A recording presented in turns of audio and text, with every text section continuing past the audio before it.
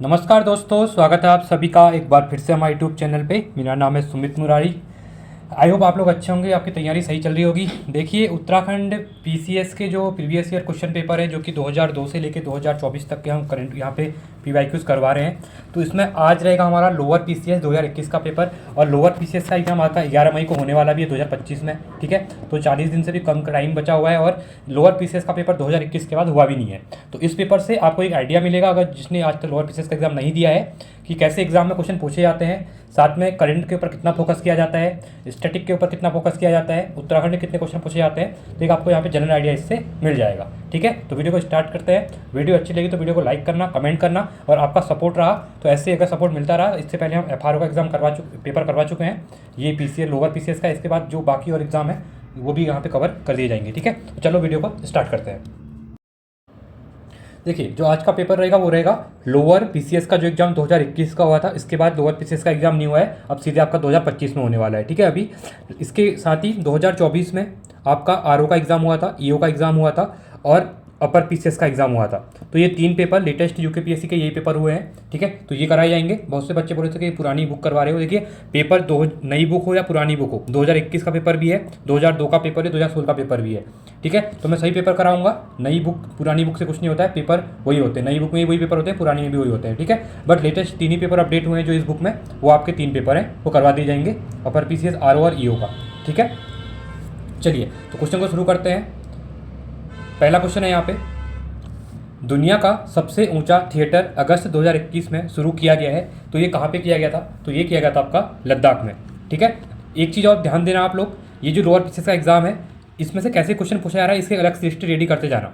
देखिए, पहला जो क्वेश्चन है करंट अफेयर से पूछा गया था। ठीक है, तो इसको भी ध्यान में रखते हुए आप लोग चलेंगे यहाँ पे। तो दुनिया का सबसे ऊंचा थिएटर अगस्त 2021 में लद्दाख के पलदान में शुरू किया गया है। ठीक है, इसको एक ध्यान देना। अब ध्यान देना, एक चीज़ और ध्यान दो, पेपर हुआ था आपका दिसंबर में हुआ था। ठीक है, नवंबर दिसंबर 2021 में पेपर हुआ था, और पूछा गया अगस्त का करंट अफेयर, मतलब 2 से 3 महीने पहले करंट अफेयर आप लोग रेडी करके चलेंगे यहाँ पे।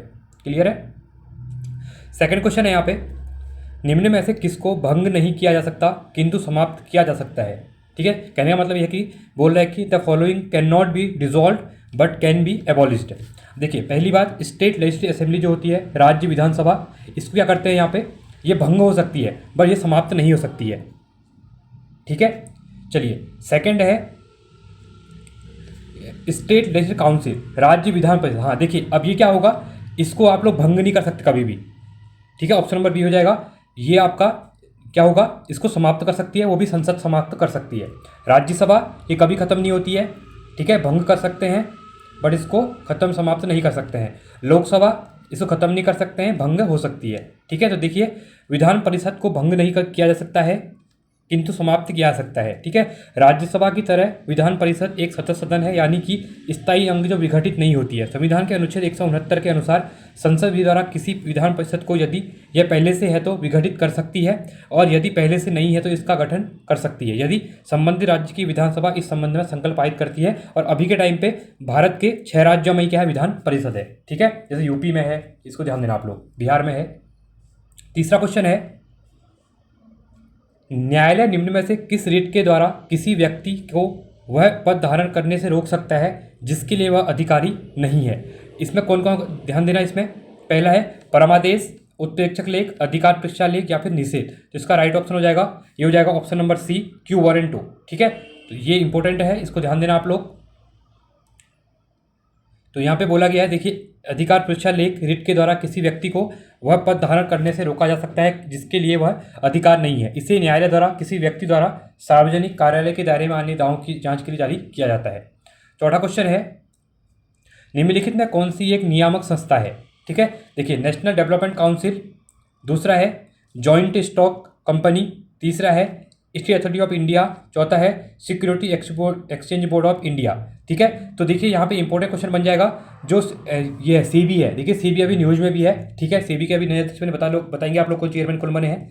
तो security exchange board of India जो है सेबी, ठीक है, ये क्या है, एक बॉडी है। ठीक है, इसको 12 अप्रैल 1988 को बनाया गया था, एक गैर संवैधानिक नियामक के रूप में स्थापित किया गया है। बाद में भारतीय प्रतिभूमि और विनिमय कुल अधिनियम 1992 के प्रावधानों के तहत 30 जनवरी 1992 को इसकी स्थापना की गई, एक नियामक संस्था के रूप में, ठीक है। तो सेबी का गठन भारत में पूंजी व्यापार के नियामक के रूप में किया गया है, ठीक है। जो मार्केट वगैरह को देखता है यही देखता है, जो आपके सेंसर वगैरह है, ठीक है, उसकी बड़ी बॉडी कह सकते हैं। 5वां क्वेश्चन है यहाँ पे, भारत के संविधान का कौन सा अनुच्छेद जिला नियोजन समिति का प्रावधान करता है, ठीक है। इंपॉर्टेंट क्वेश्चन है। अब देखिए किसकी बात कर रहा है, जिला नियोजन समिति की बात करेगा, ठीक है। इसमें राइटली आप लोग याद रखेंगे, ये बात करेगा आपका आर्टिकल नंबर 243 ZB, क्योंकि आपने देखा होगा नगर पंचायत वगैरह जो है इसी के अंतर्गत आते हैं। क्योंकि यहाँ पे बाकी जो आर्टिकल है देखिए, ये आपका इमरजेंसी से रिलेटेड है, ठीक है, ये आपका अमेंडमेंट होते हैं जो संशोधन उसके रिलेटेड है, ठीक है। तो ये इंपॉर्टेंट हो जाएगा। तो ऑप्शन नंबर ए इसका राइट हो जाएगा। भारतीय संविधान का अनुच्छेद 243 ZD जिला नियोजन समिति का प्रावधान करती है। अनुच्छेद 356 में राज्यों में संवैधानिक तंत्र विफल हो जाने की दशा में राष्ट्रपति शासन लगता है जो उससे रिलेटेड है, और 367 में आपका संशोधन करने का प्रावधान है, अमेंडमेंट जो हम लोग करते हैं अपने संविधान में, ठीक है, वो भी आर्टिकल यहाँ पे लिखा हुआ है। देखिए अगला क्वेश्चन, छठा क्वेश्चन है। देखिए छठा क्वेश्चन क्या कह रहा है, 124वां संविधान संशोधन अधिनियम निम्न में से किससे संबंधित है, ठीक है। जो 124वां कॉन्स्टिट्यूशनल अमेंडमेंट एक्ट था वो किससे रिलेटेड था, ये इंपॉर्टेंट क्वेश्चन है। देखिए जो EWS है, reservation for economically backward section, ठीक है, आर्थिक रूप से कमजोर वर्ग, इसके लिए 124वां संविधान संशोधन अधिनियम यहाँ पे आया था। देखिए एक्ट अलग होता है और बिल अलग होता है, इसको आप लोग ध्यान देंगे, ठीक है। तो यहाँ पे ध्यान देने की वाली बात है, देखिए इसने क्या बोला है, 124 संविधान संशोधन अधिनियम विधेयक आर्थिक रूप से कमजोर वर्गों के लिए है, ठीक है। इसमें 10% आरक्षण की बात यहाँ पे करता है, और 12 जनवरी 2019 को राष्ट्रपति की सम्मति प्राप्त होने के पश्चात यह विधेयक 103वां संविधान संशोधन अधिनियम यहाँ पे बन गया था, ठीक है। इसलिए इस क्वेश्चन को डिलीट कर दिया गया था, क्योंकि ये जो बिल था वो 124वां बिल था, बट ये एक्ट बनने के बाद 103वां एक्ट था। तो यहाँ पे मिसप्रिंट जो हुआ था क्वेश्चन में जो बोला गया था, इससे बाद में ये चीज़ क्या किया, क्वेश्चन को यहाँ पे हटा दिया गया था, ठीक है। क्वेश्चन को यहाँ पे ऐड नहीं किया गया था, सबको बोनस नंबर यहाँ पे दे दिए गए थे, क्योंकि यहाँ पे एक्ट और बिल में यहाँ पे प्रॉब्लम, क्वेश्चन को गलत छप गया था, ठीक है। 7वां क्वेश्चन है, किस संवैधानिक संशोधन द्वारा 12वीं अनुसूची को भारतीय संविधान में सम्मिलित किया गया। देखिए इंपॉर्टेंट क्वेश्चन है। पहले ओरिजिनली 8 अनुसूचियाँ थी हमारे संविधान में, ठीक है, जिसमें 8वां भाषा से रिलेटेड था, इंग्लिश वाला। 7वां हमारे 3 लिस्टें हैं, स्टेट लिस्ट, कॉन्करेंट लिस्ट वाला, ठीक है, और 9वां लैंड सेटलमेंट से रिलेटेड था जो उसको ऐड किया गया। 10वां आपका एंटी डिफ्लेक्शन लॉ वाला था, जिसमें दल बदल कानून वाला। 11वां पंचायत को जोड़ा गया था, ठीक है, और 12वां म्यूनसिपालिटी से रिलेटेड था। अब क्वेश्चन ये पूछ रहा है कि 12वीं अनुसूची, अब देखिए जो पंचायत वाला था वो आपका 73वां था, और जो म्यूनसिपालिटी वाला था वो 74 था। तो यहाँ पे 74वां संविधान, ऑप्शन नंबर डी हो जाएगा। देखिए ठीक है, ये क्लियर हो जाएगा, इसको आप लोग ध्यान देंगे, इंपॉर्टेंट है। 8वां क्वेश्चन कह रहा है, भारत का नियंत्रक एवं महालेखा परीक्षक अपना वार्षिक प्रतिवेदन प्रस्तुत करता है। किसको प्रस्तुत करेगा, तो कैग होता है आपका, ठीक है, कैग, शॉर्ट में हम कैग कहते हैं इसको। आर्टिकल नंबर 148 से 151 तो इसके बारे में लिखा हुआ है, ये इंपॉर्टेंट है, ठीक है। कैग की नियुक्ति कौन करता है, ये प्रेसिडेंट करते हैं। कौन करते हैं, प्रेसिडेंट करते हैं हमारे। अब यहाँ पे बोला गया है कि जो कंट्रोलर एंड ऑडिटर जनरल है, ये अपनी जो एनुअल रिपोर्ट, जो साल की रिपोर्ट आती है, वो सबमिट कहाँ पे करेगा, तो ये सबमिट करता है कैग राष्ट्रपति को। किसको करता है, राष्ट्रपति को करेगा। तो ऑप्शन नंबर ए, और राष्ट्रपति कहाँ, संसद में इसको पेश करेंगे, ठीक है। तो देखिए ऑप्शन नंबर ए हो जाएगा। भारत का नियंत्रक एवं महालेखा परीक्षक अपना वार्षिक प्रतिवेदन राष्ट्रपति को प्रस्तुत करता है। भारत के संविधान के अनुच्छेद 148 में नियंत्रक एवं महालेखा परीक्षक के स्वतंत्र पद की व्याख्या की गई है। इसकी नियुक्ति राष्ट्रपति द्वारा की जाती है, ठीक है, मैंने आपको बता दिया। और यहाँ पे इंपॉर्टेंट एक चीज़ और है, 6 वर्ष से 65 वर्ष, या तो वो 6 वर्ष तक रहेगा, या 65 वर्ष यदि जितनी, मतलब उसको अगर 65 वर्ष हो जा रहे हैं तो रिटायरमेंट ले लेगा वो, या फिर 6 वर्ष तक कार्य करेगा, ठीक है। इसका कहने का मतलब ये है, देखिए मैं चीज़ों को एक्सप्लेन भी कर रहा हूँ, क्योंकि यहाँ पे मेरा मतलब ये नहीं है कि मैं खाली आपको आंसर टिक कराऊँ आगे बढ़ चलूँ, आपको चीज़ें भी समझ में आनी चाहिए। देखिए अगर किसी की एज 61 वर्ष है, ठीक है, तो उसको 65 वर्ष होने के लिए 4 साल ही काम करना पड़ेगा यहाँ पे, तो वो उसका रिटायर हो जाएगा। अगर किसी की उम्र यहाँ पे 58 साल है, 58 के बाद 65 वर्ष, 6 वर्ष तक काम करेगा, तो 64वें साल में उसका रिटायरमेंट हो जाएगा। आप लोग समझ गए होंगे, ठीक है इसको। चलिए 9वां क्वेश्चन है, जीएसटी परिषद का अध्यक्ष कौन होता है। मोस्ट इंपॉर्टेंट क्वेश्चन है। जीएसटी काउंसिल का अध्यक्ष जो होता है वो भारत के केंद्रीय मंत्री होते हैं, यूनियन मिनिस्टर होते हैं, ठीक है। तो ऑप्शन नंबर बी हो जाएगा। तो देखिए यहाँ पे देख सकते हैं, जीएसटी परिषद का अध्यक्ष केंद्रीय वित्त मंत्री होता है। एक ऐतिहासिक कर बदलाव के रूप में वस्तु एवं सेवा कर 1 जुलाई 2017 को लागू किया गया, जो कि आर्टिकल नंबर इसके बारे में 279A में लिखा गया है, ठीक है। अब ये अभी हमारी जो फाइनेंस मिनिस्टर है निर्मला सीतारमण, वो क्या हो जाएंगी, अभी इसकी क्या हो जाएंगी, अध्यक्ष हो जाएंगी, ठीक है। 10वां क्वेश्चन है, इंपॉर्टेंट क्वेश्चन है ये भी। नीति आयोग के सतत विकास लक्ष्य सूचकांक 2021 में किस भारतीय राज्य को सर्वोच्च स्थान मिला था? देखिए जितने भी क्वेश्चन आए हुए हैं ये करंट से रिलेटेड आए हैं, इकोनॉमी वाले, ठीक है, ध्यान देना। तो ये हो जाएगा केरल, तो ऑप्शन नंबर बी। अब देखिए अभी 2025 में ये पूछेगा 2024 के अकॉर्डिंग, तो केरला और उत्तराखंड दोनों सेम पोजीशन पे हैं, ठीक है, दोनों के अंक फर्स्ट पोजीशन पे हैं दोनों, ठीक है, इसको याद रखना।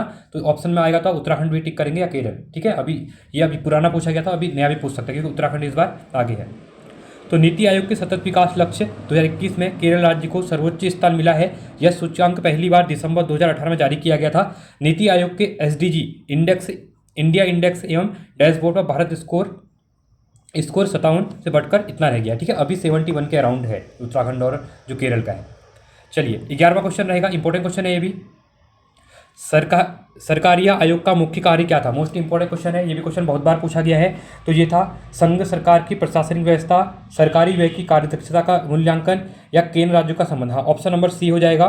तो केंद्र राज्यों का संबंध का पुनरीक्षण करने के लिए यहाँ पे सरकारिया आयोग बना था, ठीक है। तो इसका ऑप्शन हम एक्सप्रेशन इसका देख लेते हैं क्योंकि ये बहुत इंपॉर्टेंट है, सरकारिया कमीशन इंपॉर्टेंट है। सरकारिया आयोग का मुख्य कार्य केंद्र राज्य संबंधों का पुनरीक्षण करना था। 1983 में केंद्र सरकार ने केंद्र राज्य संबंधों पर RS साकरिया, ये थे इनके नाम से ही सरकारिया कमीशन आयोग रखा था नाम, की अध्यक्षता में 3 सदस्यीय आयोग का गठन किया गया। सरकारिया आयोग की सिफारिश पर 1990 में अंतर्राज्यीय परिषद का गठन किया गया। अब आप लोग बताएंगे अंतर्राज्यीय परिषद कौन से आर्टिकल से रिलेटेड है? कहीं आर्टिकल में लिखा हुआ है, आप लोग बताएंगे, ठीक है, कौन सा है बताइए आप लोग। चलिए आगे बढ़ेंगे अगले क्वेश्चन की तरफ। अगला क्वेश्चन है यहाँ पे, UNDP की मानव विकास report HDR, human development report 2020 के अनुसार विश्व में भारत का मानव विकास सूचकांक क्या था? अब देखिए यहाँ पे ध्यान देने वाली बात है, पेपर 2021 में हुआ था और रिपोर्ट 2021 की भी आई थी और 20 की भी आई थी पहले, ठीक है। तो यहाँ पे ध्यान देना कौन सा पूछा गया है, क्योंकि मोस्ट ऑफ आप लोग इंडेक्स पढ़ते, रिसेंट का इंडेक्स पढ़ के जाते हैं। तो वहाँ पे जो 2020 में जो रैंक थी वो 131 थी और 2021 की जो रिपोर्ट आई थी उसमें 132वीं रैंक थी। तो आपको 132 से याद, इसको ध्यान देना, कभी बार दोनों डाल देगा। तो मेन है रिपोर्ट कब की पब्लिश हुई है वो ध्यान देने वाली बात है, ठीक है। तो देखिए ऑप्शन नंबर डी हो जाएगा इसका। इसमें रैंक की जो थी आपकी 2021-22 में देखिए 132 हो गई थी। तो ये पूछ लिया गया था, इसको ध्यान देने वाली बात है इसलिए, ठीक है। और इसमें स्विट्जरलैंड ने टॉप किया था और 2020 में नॉर्वे ने टॉप किया था। 13वां क्वेश्चन है, देखिए फसल वर्ष 2020-21 के लिए भारत में राष्ट्रीय स्तर पर खाद्यान्न उत्पादन का लक्ष्य क्या था? अब ऐसा क्वेश्चन ही पूछा गया था, ठीक है। तो 301 मिलियन, ये तो डेटा के ऊपर डिपेंड करता है कि लेटेस्ट डेटा आपका क्या है करके, ठीक है। ये करंट का क्वेश्चन है, तो आप यहाँ से देख के चलेंगे करंट अफेयर कितना पूछा गया है। UPSC के कोई पेपर होते हैं तो 10 से 15 क्वेश्चन आराम से उसमें करंट के पूछे जाते हैं और खासकर नेशनल और इंटरनेशनल करंट अफेयर ज़्यादा तवज्जो यहाँ पे दी जाती है, ठीक है। चलिए अगला क्वेश्चन है, खुले बाजार की क्रियाएं निम्न में से किस नीति की विशेषताएं हैं? जो ओपन मार्केट ऑपरेशन है, ठीक है, are the feature of which of the following policies की? राजस्व नीति, राजकोषीय नीति, मौद्रिक नीति या फिर श्रम नीति? तो किसके ऊपर डिपेंड करता है, ठीक है। जो खुले बाजार की जो नीतियाँ होती हैं वो आपकी मॉनेटरी पॉलिसी, जो आपकी मौद्रिक नीति होती है, इस पर डिपेंड होती हैं, ठीक है। तो देखिए ऑप्शन नंबर सी है आपका, खुले बाजार की क्रियाएं मौद्रिक नीति की विशेषताएं हैं। RBI द्वारा सरकारी प्रतिभूतियों की बिक्री या खरीद के माध्यम से मुद्रा आपूर्ति की स्थिति को समायोजित करने के लिए खुले बाजार का संचालन किया था, ठीक है। चलिए आगे बढ़ेंगे अगले क्वेश्चन की तरफ। देखिए अगला क्वेश्चन क्या है, राष्ट्रीय खाद्य सुरक्षा mission, national food security mission शुरू किया गया था। मोस्ट इंपॉर्टेंट क्वेश्चन है, ये क्वेश्चन बहुत बार पूछा गया है। तो 2007 और 8 हो जाएगा, ठीक है। तो ध्यान देने वाली बात है, राष्ट्रीय खाद्य सुरक्षा मिशन अक्टूबर 2007 में शुरू किया गया था। इसका उद्देश्य खाद्यान्न उत्पादन में आई स्थिरता एवं बढ़ती जनसंख्या की खाद्य उपयोग को ध्यान में रखते हुए सुस्थिर आधार पर गेहूं, चावल और दलहन की उत्पादकता में वृद्धि लाना था, ठीक है, ताकि देश में खाद्यान्न सुरक्षा में स्थिति को सुनिश्चित किया जा सके, कमी ना आएगा कि देश में। अब देखिए इंपॉर्टेंट क्वेश्चन है, फिर से यहाँ पे बोला गया है, तेंदुलकर प्रविधि के आधार पर वर्ष 2011-12 के लिए भारत की गरीबी दर क्या थी? देखिए जो तेंदुलकर एक टर्मिनोलॉजी थी, ठीक, मेथोडोलॉजी बनाई थी। इसमें क्या बोला गया था कि जो पॉवर्टी रेट है ऑफ इंडिया, जो भारत में पॉवर्टी रेट है 2011-12 के अकॉर्डिंग, वो कितनी थी, ठीक है। तो ये थी 21.92%। ये मोस्ट इंपॉर्टेंट क्वेश्चन है आपका, ये बहुत इकोनॉमी के अंतर्गत बार बार क्वेश्चन रिपीटेडली पूछा जाता है, ठीक है। तो ऑप्शन नंबर डी, तो यहाँ पे देखिए तेंदुलकर प्रविधि के आधार पर वर्ष 11-12 के लिए भारत की गरीबी दर 21.92% थी। तेंदुलकर समिति का गठन 2005 में किया गया था, क्वेश्चन पूछता है। और समिति ने अपनी रिपोर्ट 2009 में, 4 साल इनने चीज़ों को डेटा कलेक्ट किया और 2009 में अपनी रिपोर्ट को प्रस्तुत किया। और इनने रिपोर्ट में गरीबी रेखा को शहरी क्षेत्र के लिए इनने बोला कि 1000 रुपये प्रति व्यक्ति प्रतिमाह ठीक है, और ग्रामीण क्षेत्र के लिए 816 रुपये प्रतिमाह निर्धारित इनके द्वारा किया गया था। ठीक है, जो इससे कम कमा रहे हैं वो गरीब के उसमें वो मतलब कहने का मतलब है जो प्रति व्यक्ति प्रति माह 1000 रुपये से कम कमा रहे हैं वो गरीब हैं, और ग्रामीण में जो 816 रुपये से कम कमा रहे हैं। ठीक है, चलिए अगला क्वेश्चन है, निम्न में से सर्वोत्तम श्रेणी का कोयला कौन सा होता है? मोस्ट इंपॉर्टेंट क्वेश्चन है। जो एंथ्रासाइट है, ठीक है, एंथ्रासाइट सबसे अच्छा माना जाता है, और जो आपका पीट होता है वो सबसे गंदा माना जाता है। ठीक है, कोयले के भी 5 टाइप होते हैं, तो एंथ्रासाइट, ब्यूटुमस, लिग्नाइट और पीट। तो सबसे इंपॉर्टेंट जो है सो अच्छा माना जाता है वो एंथ्रासाइट माना जाता है। ठीक है, तो देखिए एंथ्रासाइट सर्वोत्तम श्रेणी का कोयला है, इसमें कार्बन की मात्रा 86% होती है। ठीक है, और भारत में केवल कारगिल क्षेत्र में ही टर्शियरी चट्टानों में एंथ्रासाइट कोयला पाया जाता है। बाकी जो आपका झारखंड वाला रीजन है, ठीक है, यहाँ पे धारवाड़ रीजन, वहाँ पे जो मिलता है वो एंथ्रासाइट नहीं मिलता है। ठीक है, ब्यूटिमस है, पीट है, इस टाइप का मिलता है। 18वां क्वेश्चन है यहाँ पे, इंपॉर्टेंट क्वेश्चन है ये भी। निम्न में से कपास की फसल के उत्पादन हेतु कौन सी मिट्टी सर्वाधिक उपयुक्त है? अब देखिए यहाँ पे मेन चीज़ आपको ध्यान रखनी है, आप अगर गुजरात रीजन पे जाएंगे, ठीक है, गुजरात या महाराष्ट्र रीजन पे जाएंगे तो यहाँ पे आपको ब्लैक सॉइल मिलती है।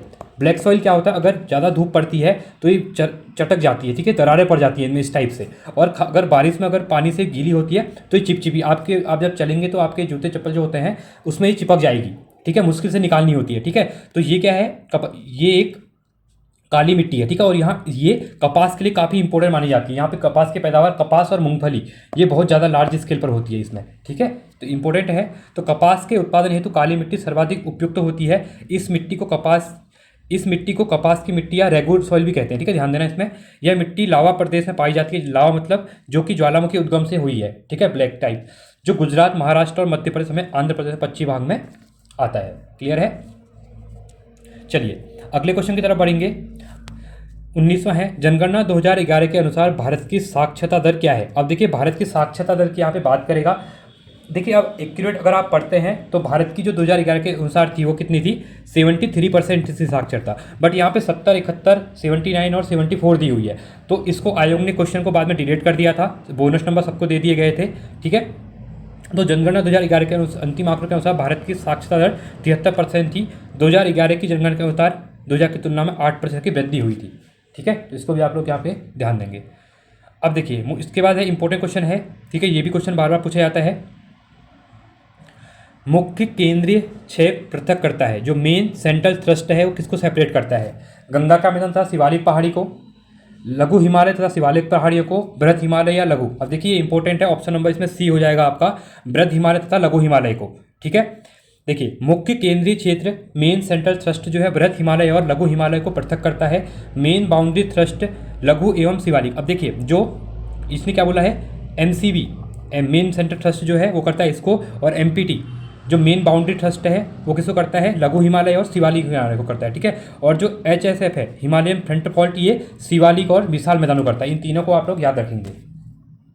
21वां क्वेश्चन है यहाँ पे, ये भी इंपॉर्टेंट क्वेश्चन था। ठीक है, निम्न में से कौन सी संवैधानिक बॉडी संस्था है, कॉन्स्टिट्यूशनल बॉडी कौन सी है? देखिए यूजीसी एक आपका कॉन्स्टिट्यूशनल बॉडी नहीं है। ठीक है, गलत हो जाएगा। भारतीय प्रतिस्पर्धा आयोग, कंपटीशन कमीशन ऑफ इंडिया, नहीं, ये भी नहीं है। हाँ, election commissioner of India, Bharat का जो निर्वाचन आयोग है ये कॉन्स्टिट्यूशनल बॉडी है। ठीक है, इसके बारे में आर्टिकल नंबर 325 से लेकर 330 तक लिखा हुआ है।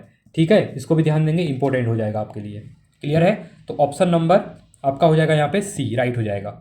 ठीक, तो देखिए 324, सॉरी मैंने 324 लिखा, 324 हो जाएगा। ठीक है, तो 324 से लेके संसद, राज्य, विधानमंडल, इलेक्शन वगैरह जितने होते हैं, और इसकी स्थापना 25 जनवरी 1950 को की गई थी। ठीक है, निर्वाचन आयोग में एक मुख्य चुनाव आयुक्त होते हैं और 2 चुनाव आयुक्त होते हैं, ध्यान देना। अब आप लोग बताएंगे, अभी रिसेंट में ही करंट अफेयर क्वेश्चन है, भारत के नए निर्वाचन आयोग के चुनाव आयुक्त कौन बने हैं, आप लोग बताएंगे। ठीक है, बहुत इंपॉर्टेंट क्वेश्चन है, लिख कमेंट में लिखेंगे आप लोग नए कौन बने हैं। ठीक है, राजीव कुमार जी रिटायर हो गए हैं, अभी फरवरी 18 की न्यूज है। ठीक है, अभी नए बन गए हैं, कौन बने आप लोग बताएंगे। चलिए 22वां क्वेश्चन है, किस नदी के मुहाने पर एलियाबेट द्वीप स्थित है? गोदावरी, कावेरी, नर्मदा या फिर ताप्ती पे? तो किसकी बात कर रहा है? एलियाबेट की बात कर रहा है। ठीक है, देखिए अब इंपॉर्टेंट क्वेश्चन बनेगा, नदी के मुहाने पे बोला है। ठीक है, अब देखिए इसमें से ना वेस्टर्न फ्लोइंग रिवर है नर्मदा रिवर, जो वेस्टर्न फ्लोइंग रिवर है। तो आप अरबियन सागर में जब देखते हैं तो यहाँ पे एलियाबेट द्वीप पड़ता है, तो ऑप्शन नंबर सी हो जाएगा।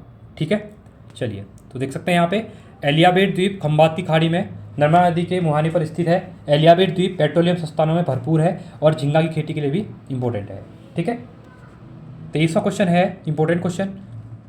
जनगणना 2011 के अनुसार भारत में प्रति 1000 पुरुष महिलाओं की संख्या कितनी है। अब देखिए 1000 पुरुषों में कितनी महिलाएं हैं, अभी किसका डेटा दिखा रहा है, ये डेटा दिखा रहा है आपका 2011 का। बट देखिए जो ये है ये 943 के आसपास है। ठीक है, बट यहाँ पे गलत दिया हुआ था, कोई 43 डेटा था नहीं, तो आयोग ने इसको भी गलत किया था ऑप्शन को। ठीक है, तो कोई भी सही नहीं है, तो आयोग ने मूल्यांकन इसका नहीं किया था। ठीक है, सबको मतलब सेम मार्क्स दे दिए थे। तो कभी कभी ऐसा भी होता है, आपको कंफ्यूज नहीं होना है। अगर आपको डेटा एक्चुअली याद है तो आप आगे बढ़ सकते हैं। ठीक है, 24वां क्वेश्चन है, चलिए अगला क्वेश्चन है 24वां क्वेश्चन। निम्न में से कौन सा जोड़ा सही नहीं है। देखिए इंपॉर्टेंट क्वेश्चन है फिर से। ठीक है, अब यहाँ पे जो हिमालय की रेंजेस हैं, ठीक है, उसको यहाँ पे अलग अलग डिवाइड की हुई हैं। पहला बोल रहा है, पहला क्वेश्चन बोला गया है पंजाब हिमालय सिंधु और सतलज नदियों के मध्य है। ये बात सही है, तो ये सही होना चाहिए। ठीक है, क्योंकि सिंधु और सतलज के बीच में है। दूसरा है कुमाऊं हिमालय, कुमाऊं हिमालय बिटवीन यमुना एंड काली, ये भी सही है, नहीं है। क्यों क्यों सही नहीं है, क्योंकि सतलज और काली के बीच में है। ठीक है, ये गलत होना चाहिए, तो ऑप्शन नंबर बी यहाँ पे राइट होना चाहिए। पहली बात ये गलत दिया हुआ है। तीसरा कह रहा है नेपाल हिमालय रावी एवं तीस्ता, देखिए ये भी गलत है, क्योंकि जो नेपाल हिमालय है वो काली और तीस्ता के बीच में है। रवि का यहाँ पे कुछ लेना देना नहीं है, तो ये भी गलत, तो ये भी ऑप्शन राइट होना चाहिए, क्योंकि यहाँ बोला गया कौन सा सही नहीं है। अब दो हो गए हैं, तो आयोग को गलत करना पड़ा, क्योंकि दो गलत दे दिए हैं। तीसरा बोला है आसाम हिमालय बिटवीन तीस्ता एंड ब्रह्मपुत्र, हाँ तीस्ता और ब्रह्मपुत्र के बीच में कौन सा है आपका, यहाँ पे असम हिमालय, ये भी आप ये आपका ठीक है। तो गलत पूछा गया है, दो गलत दे दिए इनकी द्वारा। ठीक है, क्योंकि इनने बोलना चाहिए था कुमाऊं हिमालय, बोलना चाहिए था यहाँ पे सतलज और काली के बीच में, पर यहाँ यमुना दे दिया था। और यहाँ पर देखिए रावी दे दी थी, रावी नहीं, यहाँ पे इन्हें देना चाहिए था काली देना चाहिए था। ठीक है, दो गलत, तो आयोग ने इसको गलत किया होगा। हाँ देख सकते हैं, देखिए आयोग ने इसका मूल्यांकन क्या किया, सामान्य का सबको यहाँ पे मार्क्स दिए। तो पंजाब हिमालय सिंधु और सतलज, कुमाऊं हिमालय सतलज और काली, नेपाल हिमालय काली और तीस्ता, असम हिमालय तीस्ता और ब्रह्मपुत्र। ठीक है, क्लियर है। ये इंपॉर्टेंट क्वेश्चन है, बहुत बार पूछा गया, ध्यान से इसको स्क्रीनशॉट ले लो एक बार आप लोग। ठीक है, चलिए आगे बढ़ते हैं। अगला क्वेश्चन दिया हुआ है, इंपॉर्टेंट क्वेश्चन है ये भी। देखिए पहला दिया हुआ है निम्न दर्रों को पश्चिम से पूर्व की ओर व्यवस्थित कीजिए। अब जैसे पश्चिम से बोला है कि पूर्व, आपको ऐसे चलना है, आपका ईस्ट हो गया, या आपका वेस्ट हो गया, तो पश्चिम से पूर्व बोला गया है। ठीक है, ऐसे नंबर लगाना, यहाँ पे कौन सा, यहाँ पे कौन सा, यहाँ पे कौन सा। पहला बोला गया है जोजिला, बोला गया है जोजिला लद्दाख में। तो यहाँ पे अगर हम भारत का मैप बनाते हैं यहाँ पे, ठीक है, इस टाइप से बना लो आप लोग। ठीक है, चलो इससे बना देंगे यहाँ पे, देखिए। ठीक है, जब बना रहा हूँ एक आइडिया टाइप में। ठीक है, तो ये बनेगा। अब पहले देखिए लद्दाख में, पहले लद्दाख में पड़ेगा आपका जोजिला, फर्स्ट है। इसके बाद आएगा आपका सिपकिला हिमाचल प्रदेश में, यहाँ पे आएगा सिपकिला हिमाचल प्रदेश, तो सेकंड आएगा। फिर आता है मोनिंगला उत्तराखंड में, यहाँ पे आएगा। ठीक है, तो ये आपका थर्ड बनेगा। फिर आता है आपका जेलेपला सिक्किम में, जेलेपला सिक्किम में आता है, तो फोर्थ बनेगा। इसके बाद लास्ट आपका आता है बोमडिला। ठीक है, नहीं जेलेपला है गया ना, जेलेपला चौथा पाँचवा आएगा, सॉरी। फिर आएगा बोमडिला अरुणाचल प्रदेश में, तो ये आपका फोर्थ आएगा। तो बनेगा हमारा 1 2 5 4, तो 1 2 1 2 1 2 3 5 4, 1 2 3 5 4, ऑप्शन नंबर डी। यहाँ पे देखिए 1 2 3 5 4। ठीक है, जोजिला लद्दाख में, सिपकिला आपका हिमाचल में, मोलिंगला उत्तराखंड में, बोमडिला आपका अरुणाचल में, पूरा ईस्ट साइड हो गया, जेलेपला आपका सिक्किम में। क्लियर है, तो आप देख सकते हैं यहाँ पर भी दिया होगा, हाँ ये दिया हुआ है, ऑप्शन नंबर डी हमारा राइट है। ठीक है, 26वां क्वेश्चन है, ये कह रहा है निम्न में से कौन सी दक्षिण भारत की सबसे ऊंची चोटी है। ठीक है, तो दक्षिण भारत की अगर सबसे ऊंची चोटी बोलेगा तो ये है आपकी अनामुडी। कौन है, अनाईमुडी, ऑप्शन नंबर ए हो जाएगा। ठीक है, तो दक्षिण भारत की सबसे ऊंची पर्वत चोटी अनाईमुडी है। अनामुडी पश्चिम घाट में अन्नामलाई पढ़ाई पर स्थित है, जिसकी ऊंचाई 2695 मीटर है। यह केरल राज्य में अवस्थित है। ठीक है, तो ऑप्शन नंबर ए हो जाएगा। 27वां क्वेश्चन है उत्तराखंड राज्य की सबसे ऊंची पर्वत चोटी कौन सी है। तो देखिए नंदा देवी सबसे ऊंची चोटी है उत्तराखंड में, ऑप्शन नंबर ए हो जाएगा। तो नंदा देवी 7817 मीटर, चौखंबा 7138 मीटर, त्रिशूल 7120 मीटर और नंदाकोट 6861 मीटर। ठीक है, तो उत्तराखंड की सबसे चोटी नंदा देवी हो जाएगी। 28वां क्वेश्चन है, कह रहा है उत्तराखंड राज्य में निम्नलिखित में से किस जिले का भौगोलिक क्षेत्रफल सबसे अधिक है? ठीक है, तो ये है आपका चमोली का। किसका है? चमोली का है। इसके बाद उत्तरकाशी है, फिर आपका पिथौरागढ़ है। ठीक है, तो आई होप इसको आपको देखना नहीं पड़ेगा, ज़्यादा प्रॉब्लम नहीं होगी। नहीं देखिए, अब मेन चीज़ यहाँ पे क्या आएगी, अगर यहाँ पे सबसे ज़्यादा बोलेगा ऑप्शन के अकॉर्डिंग, ऑप्शन के बिना ऑप्शन के, तो चमोली। अब यहाँ पे जो ये 4 ऑप्शन दिए हुए हैं, ठीक है, इसमें से देखिए कौन सा है, तो सेकंड में उत्तरकाशी, क्योंकि चमोली है नहीं कहीं पे, आप देख सकते हैं, तो ऑप्शन नंबर बी हो जाएगा। और यहाँ पर भी ऑप्शन नंबर बी दिया हुआ है। ठीक है, तो प्रश्नगत विकल्पों में उत्तरकाशी दिया हुआ है। ठीक है, नहीं तो क्षेत्र सबसे बड़ा कौन सा है, चमोली, यहाँ पे दिया भी हुआ है। ठीक है, इसको भी आप पढ़ेंगे, कंफ्यूज नहीं होना है, क्वेश्चन के अकॉर्डिंग देखना है कौन सा पूछा गया है। ठीक है, चलो अगला है, अलकनंदा की कौन सी सहायक नदी कर्णप्रयाग में मिलती है? ठीक है, अब कर्णप्रयाग में अलकनंदा की कौन सी सहायक नदी मिलती है? भागीरथी, नहीं, पिंडर, हाँ, ऑप्शन नंबर बी हो जाएगा। देखिए, पिंडर नदी कर्णप्रयाग चमोली में अलकनंदा से मिलती है। पिंडर नदी बागेश्वर में स्थित पिंडारी ग्लेशियर से निकलती है। रुद्रप्रयाग में पंदाकी नदी अलकनंदा से मिलती है। देवप्रयाग में अलकनंदा भागीरथी से मिलती है। और विष्णुप्रयाग में पश्चिम धौलगंगा अलकनंदा से मिलती है। ठीक है, ये पंचप्रयाग आपको याद करने हैं, इंपॉर्टेंट है। अब देखिए, अभी हम ये क्वेश्चन कर चुके हैं। ठीक है, इससे पहले क्वेश्चन अभी हमने सॉल्व किया हुआ है। ठीक है, पहला क्या बोला गया है, हिमालयन फ्रंटियर थ्रस्ट स्थित है। ठीक है, ये हम अभी कर चुके हैं। तो ये आपका कहाँ पे हो जाएगा, निम्न हिमालय और उच्च हिमालय, नहीं, ये हो जाएगा गंगा का मैदान और शिवालिक क्षेत्र, ऑप्शन नंबर सी हो जाएगा। ठीक है, तो देखिए, हिमालयन फ्रंटियर थ्रस्ट गंगा मैदान एवं शिवालिक के मध्य स्थित है। मेन सेंट्रल थ्रस्ट महान एवं लघु हिमालय के मध्य और मेन बाउंड्री थ्रस्ट लघु एवं शिवालिक हिमालय के मध्य स्थित हो जाएगी। ये तीनों याद रखते हैं, MCTV, HFTV और MBTV, ये तीनों में से कुछ भी पूछ लेता है। और इस पेपर में 2 क्वेश्चन पूछे गए हैं इसी से, एक क्वेश्चन हम पहले कर चुके हैं। ठीक है, अब देखिए, इंपॉर्टेंट क्वेश्चन है, ये कह रहा है 2011 की जनगणना के आधार पर निम्नलिखित जिलों में कौन जनसंख्या के आधार पर आरोही क्रम में लिखिए गए है। ठीक है, तो according to census 2011 arrange the following districts are ascending order. ठीक है, बढ़ते हुए क्रम में लिखना है। अब देखिए, किसकी बेस पे बोला गया है, हमें पॉपुलेशन वाइज बोला गया कि कौन सी पॉपुलेशन सबसे ज़्यादा है। ठीक है, बढ़ते हुए क्रम में सबसे कम अगर पॉपुलेशन की हम बात करेंगे तो वो बढ़ेगी आपकी, वो कम है आपकी किसकी, देखिए, अब इनमें से सबसे कम किसकी है, पहली बात रुद्रप्रयाग की, ये है आपकी 2,42,000 के आसपास है। ठीक है, तो पहला आपका थर्ड आएगा। इसके बाद आएगा आपका चंपावत। ठीक है, तो फिर आएगा आपका चंपावत चौथा, फिर बागेश्वर सेकेंड, और सबसे इनमें सबसे ज़्यादा है उत्तरकाशी की, तो फिर आएगा उत्तरकाशी। तो 3 4 2 1 देख लेते हैं, 3 4 2 1 3 4 2 1, हाँ, ऑप्शन नंबर देखिए सी। ठीक है, 3 4 2 1 हमारा राइट हो जाएगा। रुद्रप्रयाग, चंपावत, बागेश्वर। देखिए, बागेश्वर और चंपावत में देखिए 2,59,648 और 2,59,818, ज़्यादा डिफरेंस नहीं है, 300 पॉपुलेशन ज़्यादा है चंपावत में। ठीक है, बागेश्वर कंपेयर में। क्लियर है, आगे बढ़ेंगे। 32वां क्वेश्चन है, देखिए क्या कह रहा है, 2001 से 2011 के दशक में उत्तराखंड में जनसंख्या वृद्धि दर कितनी रही थी? देखिए, जनसंख्या वृद्धि दर 18% के आसपास रही थी। ठीक है, 18.81 के आसपास, बट यहाँ पे देखिए 25%, 19, 9 भाई गलत, तो कोई ऑप्शन मैच नहीं कर रहे थे, इसलिए आयोग ने इसको भी गलत माना, क्योंकि 18.81% यहाँ पे रही थी, बड़ी थी। ठीक है, तो आयोग ने क्या बोला गया, इसका सामान्य मूल्यांकन किया और सबको सेम मार्क दिए। 2021 का जो लोअर पीसीएस का एग्जाम हुआ था, इसमें 12 मार्क्स सबको बोनस के नाम पे मिले थे, क्योंकि 12 क्वेश्चन गलत डाल दिए थे आयोग के द्वारा। ठीक है, इसलिए इसकी मेरिट कम गई थी, 92 या 93 के आसपास गई थी। ठीक है, क्योंकि 12 क्वेश्चन गलत हो गए थे। ठीक है, सबको बोनस नंबर यहाँ पे दे दिए गए थे। ठीक है, आई थिंक 92 नहीं, 103 गई थी, सॉरी, क्योंकि 103 में क्या होता, 12 नंबर ऐड हो गए थे, 103 के आसपास गई थी मेरी। ठीक है, मुझे क्लियर आ नहीं रहा, 103 ही था, हाँ, ये 92 गलत बोल दिया मैंने, 103 के आसपास या 105 गई थी, 103 या 105 गई थी। ठीक है, क्योंकि 12 नंबर सबको ऐड मिले थे, इसलिए अगर ये 12 माइनस होते किसी को नहीं मिलते तो शायद मेरिट थोड़ा नीचे जाती। ठीक है, 33वां क्वेश्चन है यहाँ पे, उत्तराखंड में सर्वाधिक नगरीकृत जिला कौन सा है? ठीक है, ये ऑप्शन ए हो जाएगा, सबसे ज़्यादा नगरीकृत जिला आपका देहरादून हो जाएगा। ठीक है, और न्यूनतम नगरीकृत पूछेगा तो बागेश्वर है, 3.49% यहाँ पे नगरी है। ठीक है, और इम्पोर्टेंट है। चलिए, 34वां है, माटा टीला बहुउद्देशीय परियोजना निम्न में से किस नदी पर स्थित है?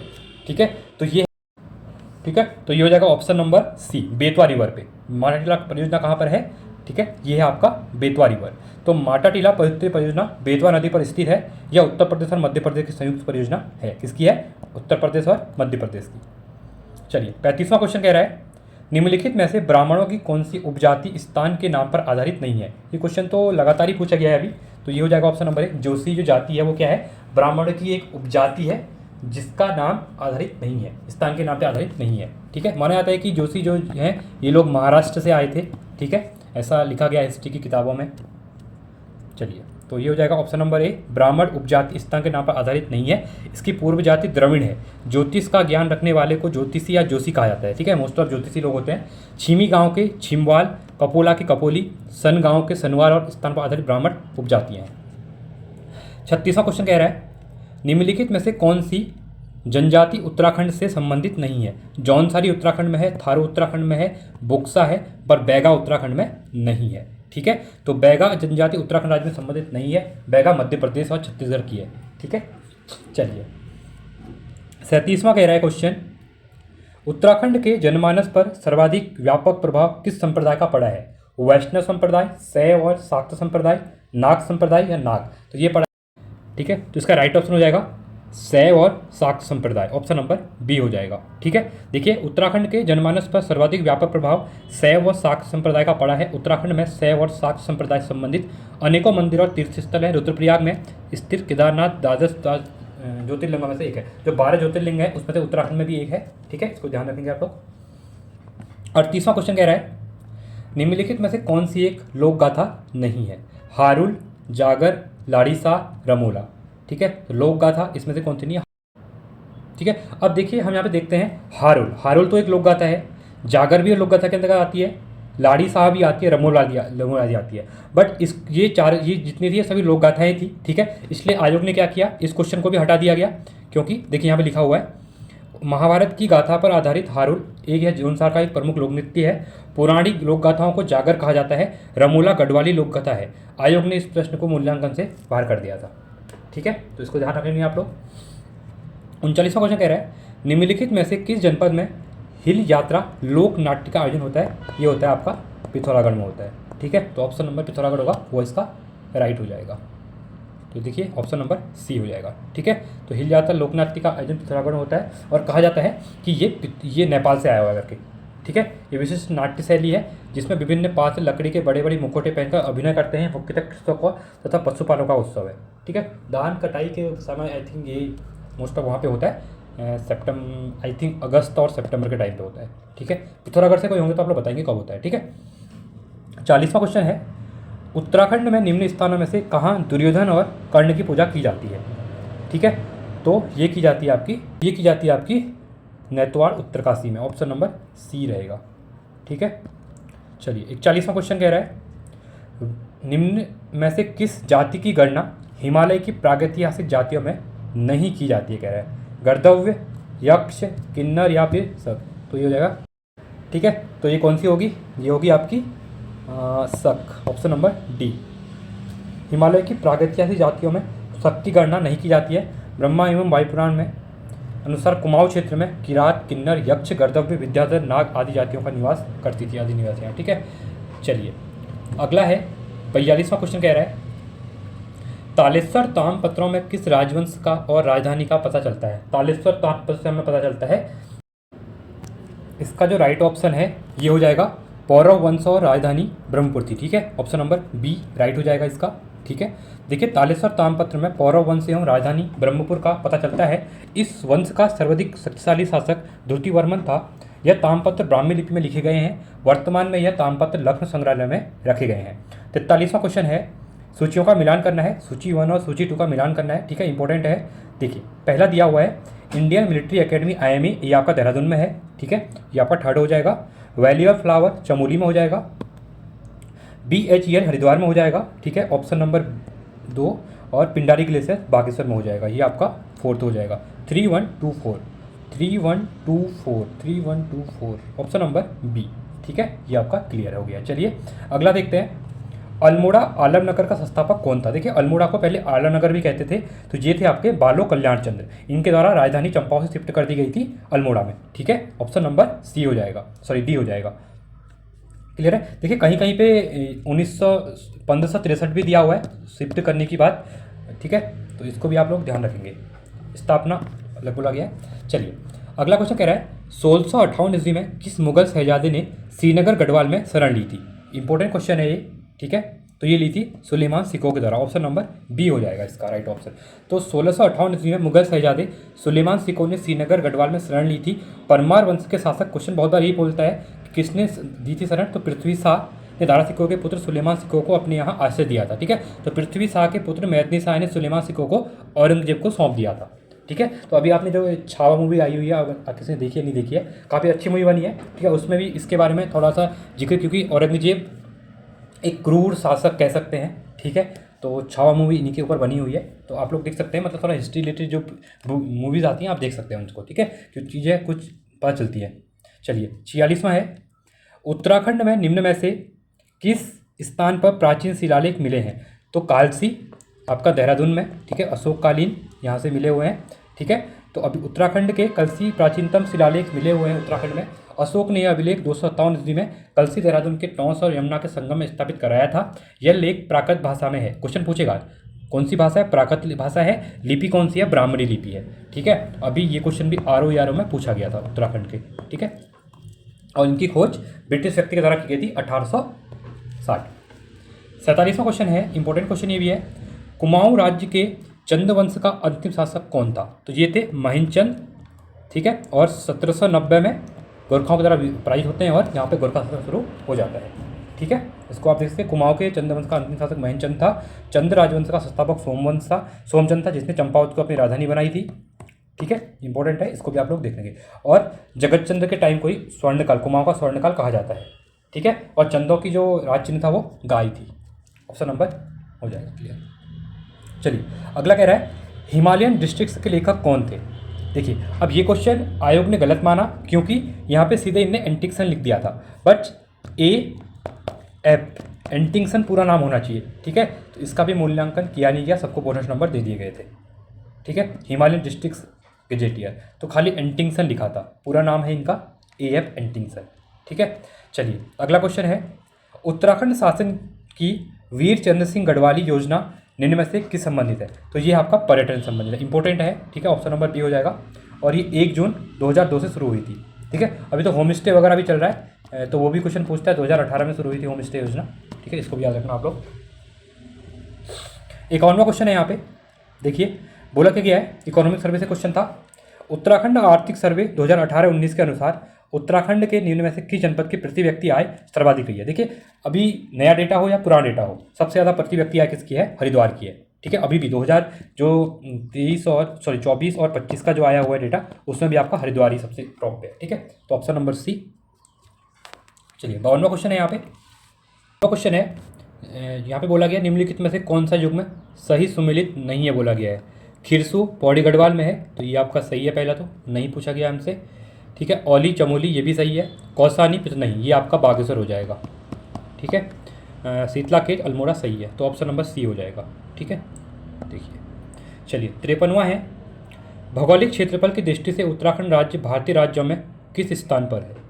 अब किसकी बात कर रहा है यहाँ पे? ये कह रहा है कि भौगोलिक क्षेत्र के स्थान पर कह रहा है। ठीक है, तो देख सकते हैं अब यहाँ पे भौगोलिक क्षेत्रफल बोला गया है। ठीक है, मतलब एरिया वाइज इस टाइप पे, तो ये होगा आपका 18वें नंबर पे है। ठीक है, जो लिखा हुआ है, बट यहाँ पे 19, 16, 25 कोई सही नहीं होगा यहाँ पे। हाँ देखिए, वही बोला गया है। ठीक है, तो ये भी गलत था इसका। देखिए आयोग ने ना बहुत से क्वेश्चन गलत दे दिए थे उस जब पेपर बना था, तो ध्यान देना 18वें स्थान पे है। ठीक है, और पूरा क्षेत्रफल की बात करेंगे तो 169% है, 1 पॉइंट पूरे भौगोलिक एरिया का भारत के कंपेयर में।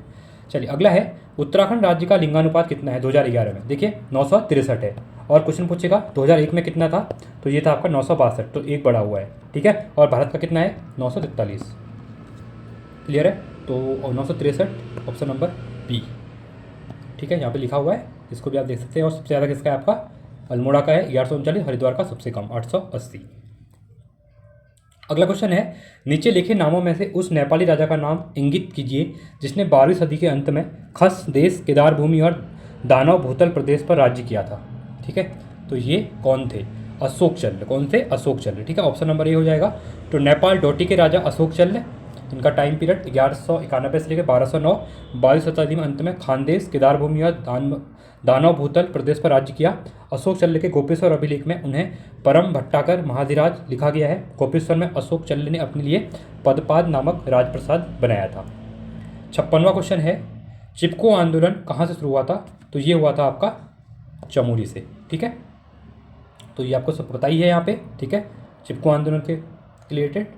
57वां क्वेश्चन है, उत्तराखंड में सर्वाधिक एवं न्यूनतम जनसंख्या वाले जनपद। अब 2011 के अकॉर्डिंग कह रहा है, सर्वाधिक और न्यूनतम किसकी बात कर रहा है, यहाँ पे बोल रहा है उत्तराखंड में सर्वाधिक और जनसंख्या की बात कर रहा है। सबसे ज़्यादा जनसंख्या आपकी कहाँ पे है, हरिद्वार में है, ठीक है, और सबसे कम कहाँ है, रुद्रप्रयाग में है, ठीक है। तो Haridwar Rudraprayag option number A right होना चाहिए, हाँ ऑप्शन नंबर ए आपका राइट हो जाएगा, ठीक है। चलिए अगला है, भारत के प्रथम कृषि विश्वविद्यालय पंतनगर विश्वविद्यालय जो है आपका कब बना था, ठीक है, ये इंपॉर्टेंट क्वेश्चन है। तो ये बना था 17 नवंबर 1960 को, और नेहरू जी के द्वारा इसका शिलान्यास किया गया था, ठीक है। ऑप्शन नंबर बी बनेगा इसमें, तो देख सकते हैं यहाँ पे बी ऑप्शन आपका राइट है, ठीक है। चलिए आगे बढ़ते हैं। अब कभी कभी क्या होता है, क्वेश्चन ये पूछ लेगा प्रथम कुलपति कौन थे, तो ये थे डॉक्टर केथन एंथोनी पाकर स्टीवेंसन, ठीक है, स्टीवेंसन। 59वां है, उत्तराखंड राज्य के अस्तित्व में आने के बाद प्रथम बार राष्ट्रपति शासन कब लगाया गया था। देखिए 46 दिन का राष्ट्रपति शासन लगा था 2016 के अंतर्गत, 27 मार्च से लेके हरीश रावत जी की सरकार थी तब, ठीक है, ऑप्शन नंबर सी हो जाएगा, 46 दिन याद रखना है इसको भी। चलिए 60वां क्वेश्चन है, ये कह रहा है निम्न में से ब्रिटिश कुमाऊं के किस कमिश्नर ने पुलिस व्यवस्था के स्थान पर सामान्य प्रशासन के लिए पटवारी पद लागू किए गए थे।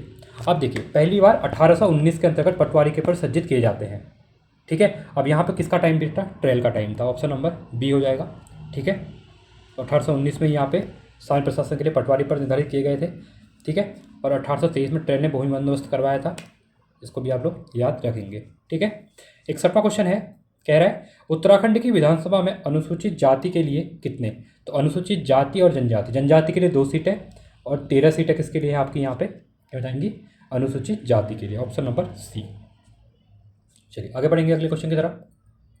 अगला क्वेश्चन कह रहा है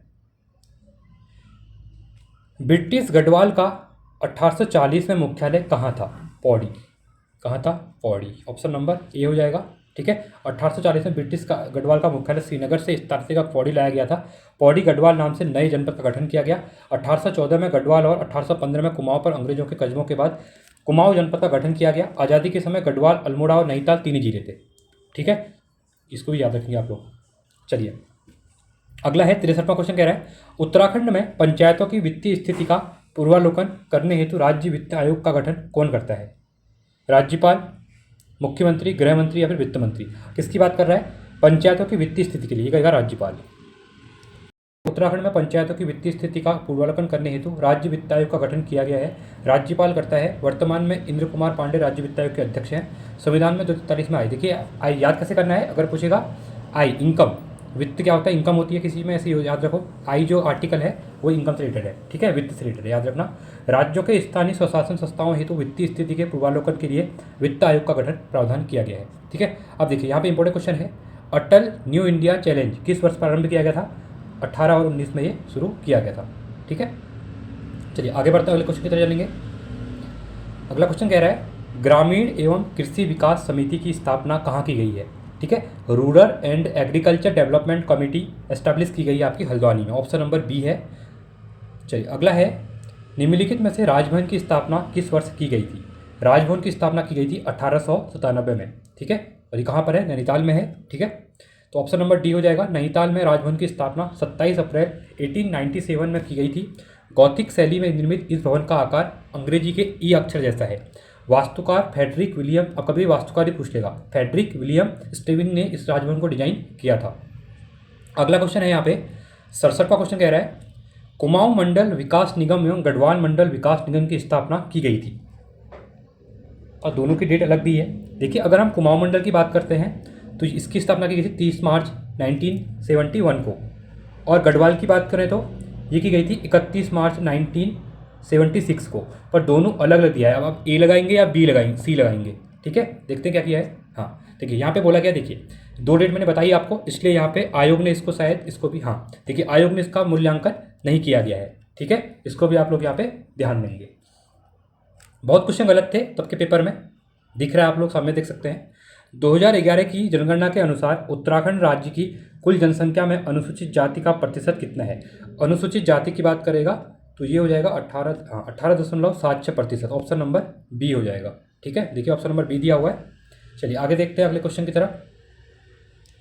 अगला कह रहा है 69, स्टॉकहोम में प्रथम बार पर्यावरण पर संगोष्ठी किस वर्ष प्रस्तावित की गई थी? तो ये कब की गई थी? ये गई थी 1968 में। कब की गई थी? 1968, ऑप्शन नंबर ए। ठीक है, तो स्टॉकहोम में पर्यावरण पर संगोष्ठी 1968 में प्रस्तावित की गई थी और ये 1972 में प्रथम बार संयुक्त राष्ट्र पर्यावरण कार्यक्रम का शुभारंभ हुआ। संयुक्त राष्ट्र पर्यावरण कार्यक्रम का मुख्यालय नैरोबी केनिया में है। ठीक है, पूछेगा यूएनडीपी का हेडक्वार्टर कहाँ है? तो ये आपका नैरोबी केनिया में। ठीक है, अगला क्वेश्चन है, उत्तराखंड राज्य में वनों के अंतर्गत कितना क्षेत्रफल है? ठीक है, वनों। ठीक है, तो देखिए अब यहाँ पे देखना पड़ेगा कि वन, अब यहाँ पे तो बोला नहीं गया कौन सी वन रिपोर्ट के अकॉर्डिंग, आपको लेटेस्ट वन रिपोर्ट ही पढ़नी पड़ेगी। तो इसके अकॉर्डिंग तो है नहीं, क्योंकि 24,000 के आसपास है, 24 वाला कोई दिख नहीं रहा है। ठीक है, इसमें देखते हैं आगे। हाँ देखिए, बोला गया है जो 2011, अब तो नई रिपोर्ट भी आ गई है। ठीक है, तो अब इसको डेटा को नई रिपोर्ट के अकॉर्डिंग करेंगे और इसको भी मूल्यांकन से बाहर किया गया था। ठीक है, चलिए अगला है, झिरोली, बागेश्वर व चंडाक पिथौरागढ़ में कौन सा खनिज मुख्य रूप से मिलता है? ये मिलता है आपका मैग्नेसाइट। इंपॉर्टेंट क्वेश्चन है, इसको याद रखना, ऑप्शन नंबर ए हो जाएगा ये। ठीक है, तो मैग्नेसाइट उत्तराखंड राज्य के कुमाऊं मंडल के अल्मोड़ा, झिरोली, बागेश्वर और चंडाक के 3 जगह, अल्मोड़ा, बागेश्वर और पिथौरागढ़ 3 जगह मिलता है। और गढ़वाल में, चमोली काफ़ी अधिक मात्रा में मिलता है, चमोली में। ठीक है, तो ध्यान देना इसको भी, इसको इंपॉर्टेंट है। और अभी 2023 की नई खनन नीति जो आई है, ठीक है, उसके अकॉर्डिंग आप लोग देखेंगे। अगला क्वेश्चन है, कह रहा है सुगंध पादप केंद्र उत्तराखंड में किस स्थान पर है? ठीक है, ये आपका सेलाकुई, ऑप्शन नंबर डी हो जाएगा। ठीक है, तो देखिए ऑप्शन नंबर डी हो जाएगा यहाँ पे। सुगंध पादप केंद्र उत्तराखंड के देहरादून जिले के सेलाकुई नामक स्थान पर स्थित है। सेलाकुई स्थित सीएपी की स्थापना उत्तराखंड सरकार द्वारा 2003 में की गई थी। सीएपी उत्तराखंड के सुगंधित क्षेत्र के लिए विकास के लिए एक पूर्ण व्यापार इन्वेक्यूटर केंद्र है। इस स्थान का उद्देश्य सुगंधित पौधों के उत्पादन और प्रसंस्करण हेतु प्रशिक्षण देना है। अगला क्वेश्चन है 73वां क्वेश्चन, जनगणना 2011 के अनुसार उत्तराखंड के किस जनपद में महिला साक्षरता न्यूनतम थी? और ये थी आपकी उत्तरकाशी में न्यूनतम, ऑप्शन नंबर सी। ठीक है, तो जनगणना के अनुसार देख सकते हैं न्यूनतम 62% है और सबसे ज़्यादा आपकी कहाँ पे थी? देहरादून में थी, 78%। ठीक है, चलिए, और पूरे भारत में 17वां रैंक है, स्थान था 17वां। 74वां क्वेश्चन कह रहा है, हिमालय के लिए उत्तराखंड आजीविका सुधार प्रोजेक्ट प्रबंधित किया गया था, किसके द्वारा किया गया है? इंपॉर्टेंट है ये भी। ठीक है, तो देखिए उत्तराखंड ग्राम्य विकास समिति जो है, ठीक है, इसके द्वारा किया गया, ऑप्शन नंबर ए होगा इसका राइट। तो आप देख सकते हैं यहाँ पे राज्य सरकार व अंतर्राष्ट्रीय कृषि विकास निधि के सहयोग से उत्तराखंड हिमालय आजीविका सुधार परियोजना 2004 से उत्तराखंड के 5 जनपदों अल्मोड़ा, बागेश्वर, चमोली, टिहरी और उत्तरकाशी के 17 विकास खंडों में क्या कर दी? चल रही है ये। ठीक है, इसको भी ध्यान देंगे। चलिए अगला क्वेश्चन है, सूचियों का मिलान करना है यहाँ पे। अब यहाँ पे पहला बोला गया है अधिकतम क्षेत्रफल वाला जिला। ठीक है, तो ये है आपका उत्तरकाशी, फर्स्ट का थर्ड होना चाहिए। ठीक है, अगला कह रहा है न्यूनतम क्षेत्रफल वाला जिला चंपावत है, तो ये आपका फोर्थ हो जाएगा। अगला कह रहा है अधिकतम जनसंख्या वाला जिला हरिद्वार है, ये आपका सेकंड हो जाएगा।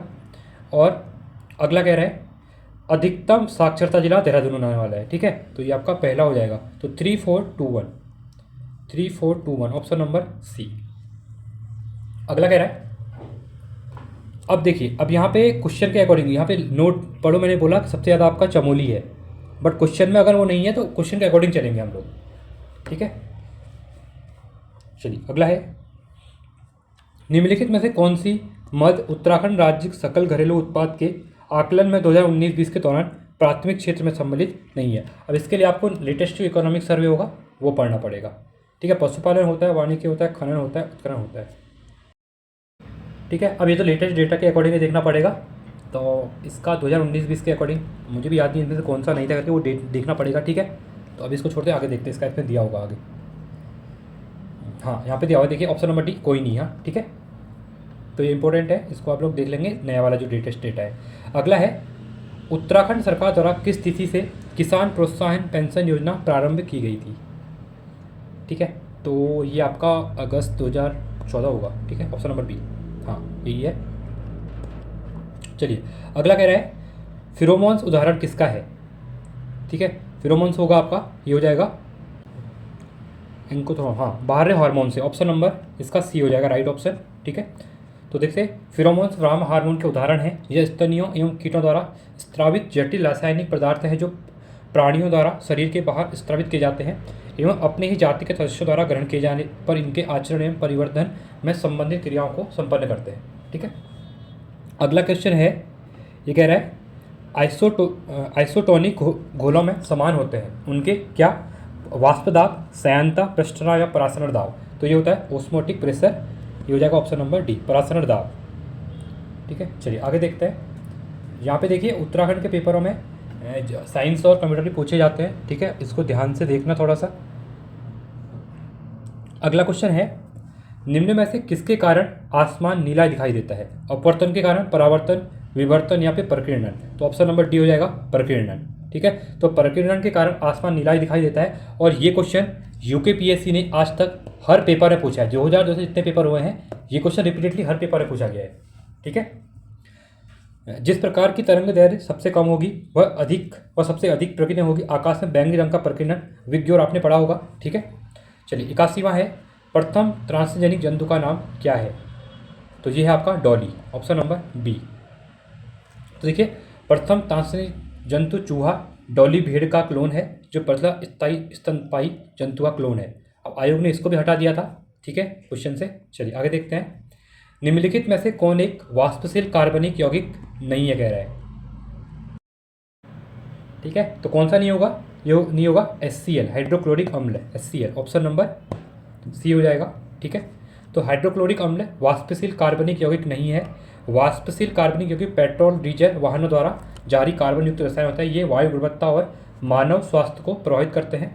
वाष्पशील कार्बनिक यौगिक के उदाहरण हैं एसिड एल्डिहाइड, फॉर्मल्डिहाइड, डाइक्लोरोमेथिल, ठीक है, ब्यूटानॉल और एथेनॉल। चलिए आगे देखते हैं। 83वां क्वेश्चन है, निम्नलिखित में से कौन सा एक ऑपरेटिंग सिस्टम नहीं है? यूनिक्स, लिनक्स, जावा या फिर विंडोज 11। ठीक है, तो कौन सा नहीं होगा? कौन होगा? जावा। जावा एक क्या है आपका? ऑपरेटिंग सिस्टम नहीं है। तो जावा ऑपरेटिंग सिस्टम नहीं है। जावा एक ऑब्जेक्ट ओरिएंटेड उच्च स्तरीय भाषा लैंग्वेज है। ठीक है, इसका इस्तेमाल हम वेब आधारित programming, mobile application development, games development आदि में करते हैं। ठीक है, अगला है डायोड का उपयोग किया जाता है विद्युत संकेतक के परिवर्तन के लिए, प्रत्यावर्ती धारा को एक दिशा धारा बदलने के लिए, विद्युत संकेत उत्पन्न करने के लिए या फिर गामा किरणों को उत्पन्न करने के लिए। किसके लिए किया जाता है? तो जो convert alternating current to direct current. ठीक है, इसके लिए हम लोग डायोड का प्रयोग यहाँ पे करते हैं, इंपॉर्टेंट है।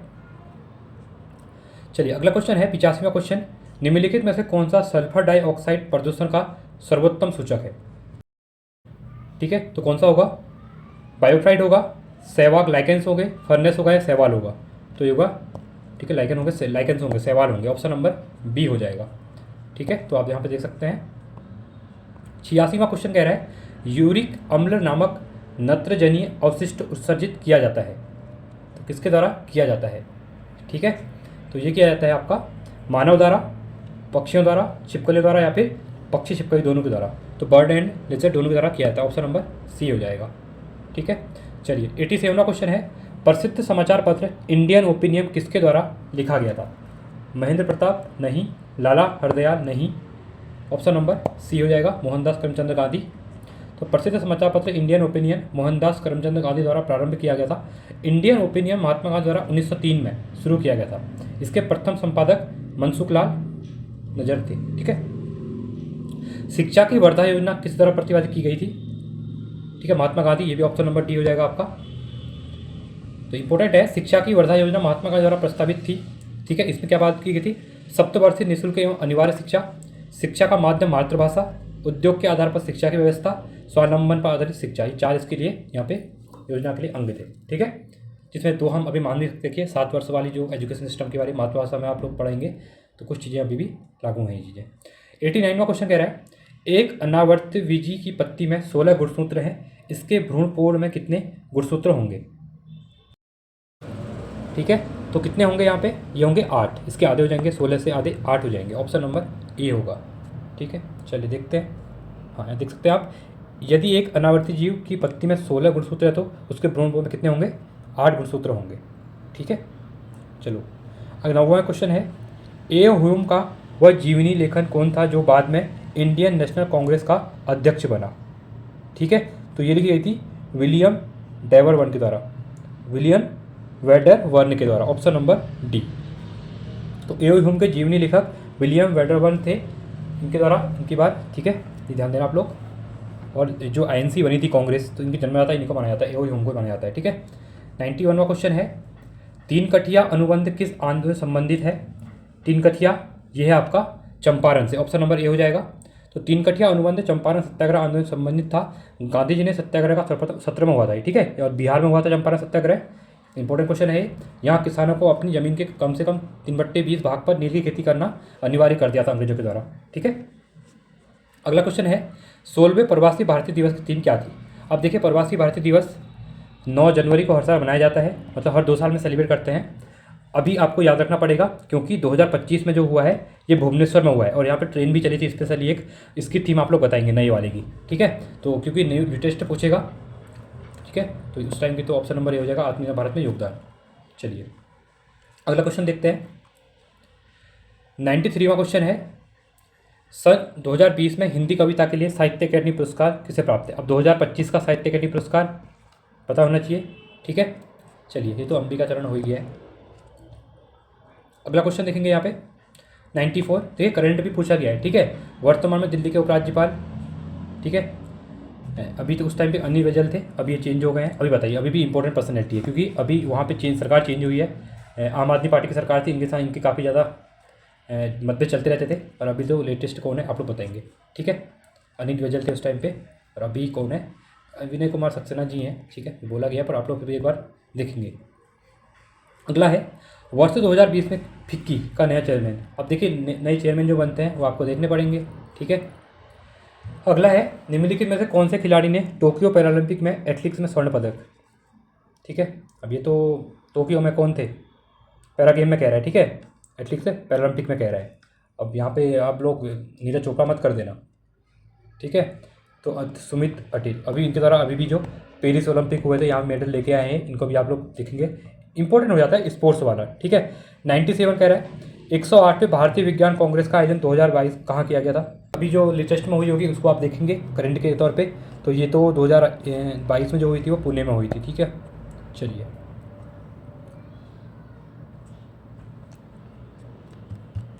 आगे देखते हैं अगले क्वेश्चन की तरफ। नोबेल शांति 2021 का, अब आपको 2024 के नोबेल प्राइज़ देखने पड़ेंगे, ये क्वेश्चन है, ठीक है। 99 कह रहा है कि अंतर्राष्ट्रीय बालिका दिवस मनाने के लिए आयोजित एक दिन के लिए उच्च आयुक्त प्रतियोगिता किसको बनाया गया था? एक दिन के लिए, ठीक है, अदिति माहेश्वरी को यहाँ पे बनाया गया था। ऐसे क्वेश्चन पूछे जाते हैं। और लास्ट क्वेश्चन हमारा, क्योंकि इसके बाद रीजनिंग के क्वेश्चन रहेंगे, जो 50 क्वेश्चन रीजनिंग पूछी जाती है, मैथ और रीजनिंग। भारत में विद्युत तार का जनक किसे माना जाता है? ठीक है, Lord Canning, William Bentinck, Lord Dalhousie, important हो जाएगा, ठीक है, 1850 के टाइम पे। चलिए, तो ये थे हमारे इंपॉर्टेंट क्वेश्चन। आई होप आपको वीडियो पसंद आई होगी। वीडियो अच्छी लगी तो वीडियो को लाइक कीजिए, चैनल को सब्सक्राइब कीजिए, और ऐसे जितने भी पेपर है आपको सब कराए जाएंगे करके, ठीक है। आइडिया भी मिलेगा आपको कितना कहाँ फोकस करना है। देखिए, करंट अफेयर पे ज़्यादा फोकस करना है, 15 से 20 क्वेश्चन देखने को मिले, ठीक है। और बाकी इसके बाद के जो क्वेश्चन है, ये रीजनिंग जो है PDF डाल दिए मैंने, इसको आप देखना कैसे क्वेश्चन यहाँ पे पूछ रहा है करके, ठीक है। तो चलिए आज के लिए इतना ही। Thanks for watching. जय हिंद, वंदे मातरम।